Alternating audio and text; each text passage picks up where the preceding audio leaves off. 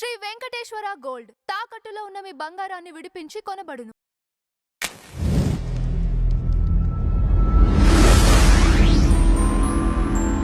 Sir 90 రోజుల్లో కర్నూలుకి high court bench తీసుకొస్తానని లోకేష్ గారు మాట ఇచ్చారు సార్. దీనిపైన మీ అభిప్రాయం ఏంటి సార్? అంటే లోకేష్ అనేటువంటి వ్యక్తిని మనం గత కొద్ది కాలంగా అంటే 2014-19 మధ్యలో కూడా ఆయన కొన్నాళ్ళు మంత్రిగా చేసినప్పుడు మనం చూసాం. కానీ అప్పటికి అతని సామర్థ్యం ఏంటనేటువంటిది ఇంకా ప్రూవ్ అవ్వలేదు. కానీ ఇప్పుడు ఈ టర్మ్లో 2024లో యువగళం పాదయాత్ర చేసుకొని తన కష్టార్జితమైనటువంటి మంగళగిరి సీట్లో అత్యధిక మెజారిటీతో గెలిచి ఎమ్మెల్యేగా అయి తర్వాత మంత్రి అయిన తర్వాత అతను తీసుకొస్తున్నటువంటి పెట్టుబడులు కానీ సెంట్రల్ గవర్నమెంట్కి వెళ్ళి వాళ్ళని కన్విన్స్ చేసేటువంటి విధానం కానీ, ఎందుకంటే ఆస్పెల్ మిట్టల్లో వాళ్ళ స్టీల్ ప్లాంట్ వైజాగ్కి రావాలి అంటే కేంద్ర ప్రభుత్వానికి సంబంధించిన కొన్ని నిబంధనలు వాళ్ళకి అడ్డం వస్తున్నాయి. అలాగే గూగుల్ డేటా సెంటర్ అనేటువంటిది వైజాగ్కి రావడానికి కూడా కొన్ని నిబంధనలు వాళ్ళకి ఇబ్బందిగా ఉన్నాయి.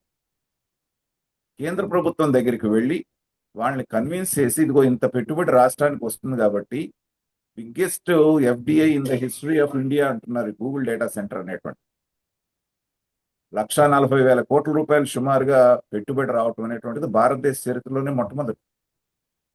కాబట్టి మనం చేయాలి అంటే ఈ ఈ నిబంధనల్ని సడలించాలి అని వాళ్ళని ఒప్పించి తీసుకొచ్చినటువంటి ఆయన ట్రాక్ రికార్డ్ అనేటువంటిది మనకు తెలుస్తూనే ఉంది. ఇప్పుడే కాదు, కర్నూలుకి హైకోర్టు బెంచ్ రావాలి అనేటువంటి డిమాండ్ అనేటువంటిది రాయలసీమ ప్రజల వైపు నుంచే కాకుండా రాష్ట్ర ప్రజల వైపు నుంచి అనేక రోజులుగా ఉంది. దాన్ని వీళ్ళందరూ కూడా మేము ఇదిగో ఇస్తాం అదిగో ఇస్తాం అని చెప్తూనే ఉన్నారు. కానీ జగన్మోహన్ రెడ్డి గారు అయితే ఇంకో 2 అడుగులు ముందుకేసి అసలు హైకోర్టు బెంచ్ ఏంటి, న్యాయ రాజధాని హైకోర్టే నేను ఇక్కడ పెట్టేస్తాను, అది అంత సులభమైనటువంటి పద్ధతి కార్యక్రమం కాదని తెలిసినప్పటికీ కూడా వాళ్ళని మభ్యపెట్టడానికి చేస్తారు. కానీ ఇవాళ ఆ టాస్క్ ని లోకేష్ గారు తీసుకున్నారు. 90 రోజుల్లో నేను హైకోర్టు బెంచ్ ఇక్కడ ఏర్పాటు చేస్తాను అంటే దానికి సంబంధించినటువంటి చర్చలు, దానికి సంబంధించినటువంటి గ్రౌండ్ వర్క్ ప్రిపేర్ చేసుకున్న తర్వాతే, ఎందుకంటే ఇవాళ లోకేష్ గారి మాట అంటే ఒక క్రెడిబిలిటీ ఉంది.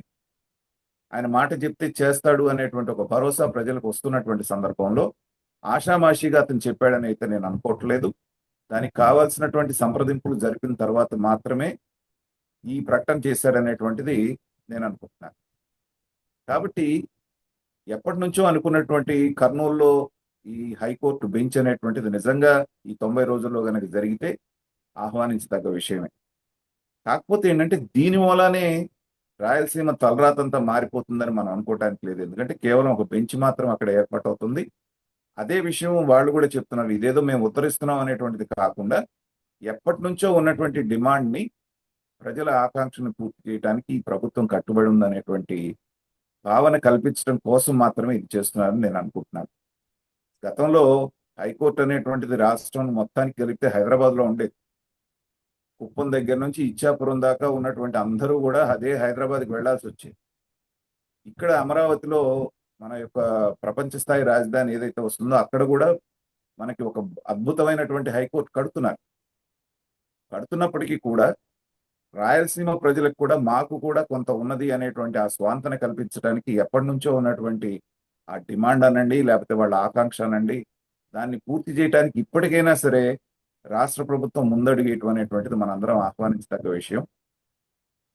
అదే కాకుండా రాయలసీమ సమగ్రాభివృద్ధికి ఏమేమి కావాలో అవన్నీ కూడా అక్కడ రాయలసీమకు ఏర్పాటు చేస్తున్నటువంటి ప్రభుత్వం దాంట్లో భాగంగా ఇది చేయటం అనేటువంటిది ఆహ్వానించదగ్గ విషయం. తిరుపతి సరౌండింగ్స్ అంతా కూడా ఎలక్ట్రానిక్స్ కి సంబంధించినటువంటి హబ్ గా తయారు చేస్తున్నారు.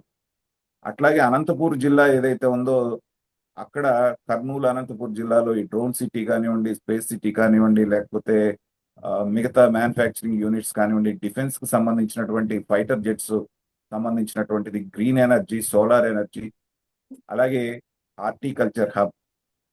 ఒకప్పుడు రాళ్లసీమ అనేటువంటి వాడు, కానీ వాళ్ళ రాయలసీమ యొక్క ముఖ చిత్రం అనేటువంటిది వేగంగా మారుతోంది. గతంలో 2014-19 మధ్యలో కియా వచ్చినప్పుడే అభివృద్ధి అనేటువంటిది అక్కడ స్టార్ట్ అయింది. ఇప్పుడు మరింత ఈసారి 2024 తర్వాత ఈ ప్రభుత్వం వచ్చిన తర్వాత పూర్తిగా రాష్ట్రంలో ఉన్నటువంటి మిగతా జిల్లాలతో పోటీ పడుతూ, ఇంకా మళ్ళీ మాట్లాడితే అసలు ఆర్థిక దీంట్లో గనక మనం కనుక ఫైనాన్షియల్ లెక్కలు తీసుకుంటే ఆదాయంలో రాయలసీమ ముందుంది.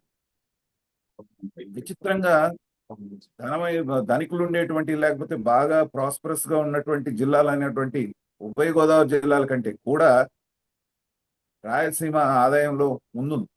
ఇది చాలా మందికి తెలియనటువంటి విషయం. కాబట్టి ఒకప్పుడు రాయలసీమ అంటే రాళ్లసీమ అనేటువంటి మాటని క్రమంగా మారుస్తూ దాని యొక్క భవిష్యత్తుని బలమైనటువంటి పునాదులు వేస్తున్నారు చంద్రబాబు నాయుడు గారు. గతంలో కూడా చూసాం కరువు సీమలో ఈ రెయిన్ గన్స్ అని, డ్రిప్ ఇరిగేషన్ కి సబ్సిడీస్ ఇస్తూ అక్కడ హార్టికల్చర్ కి సంబంధించిన పళ్ళ తోటలను ఎలా ప్రోత్సహించారో మనం చూసాం. కాబట్టి రాయలసీమ తలరాతని మారుస్తూ పర్మనెంట్ గా దాని యొక్క ముఖ చిత్రాన్ని రూపురేఖల్ని మార్చాలనేటువంటి దాంట్లో భాగంగానే కర్నూలుకి దీనికి సంబంధించినటువంటి హైకోర్టు బెంచ్ అనేటువంటిది ప్రామిస్ చేశారు. అన్నట్టుగా 90 రోజుల్లో గనక అది జరిగితే ఖచ్చితంగా మనందరం లోకేష్ గారిని అభినందించాల్సింది.